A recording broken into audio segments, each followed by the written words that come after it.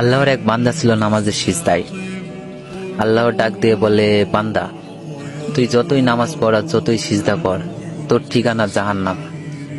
এ কথা শুনে বান্দাটি বলতেছে, আলহামদুলিল্লাহ।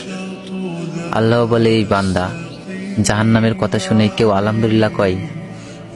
বান্দা বলে, আল্লাহ, জাহান্নামের মালিকও তুমি, জান্নাতের মালিকও তুমি।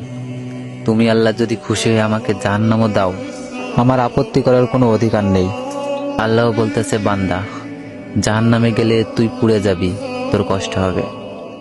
বান্দা বলতেছে, আল্লাহ, কষ্ট শুধু আমার হবে না, তোমারও হবে। আল্লাহ বলে, বান্দা তুই পুড়বি জাহান্নামে, আমার কষ্ট কেন হবে?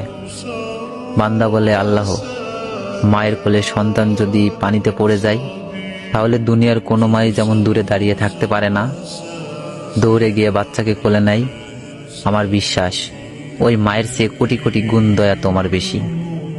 আমাকে জাহান্নাম দিলে তুমিও আল্লাহ শান্তি পাবে না। আল্লাহ বলে, বান্দা এই দলিল তুই কই পাইলি? বান্দা বলে, আল্লাহ, আমাদের জাতির পিতা ইব্রাহিম আলাইহিস সালাম তোমার প্রেম বুকে নিয়ে যখন নমরুদের চুলায় পড়ে গেল, তার আগেই তুমি বলে দিলে, আমার দিকে তাকিয়ে দেখো, আমার কলিজা ভরে শুধু তুমি আছো, আর অন্য কারো জায়গা নাই।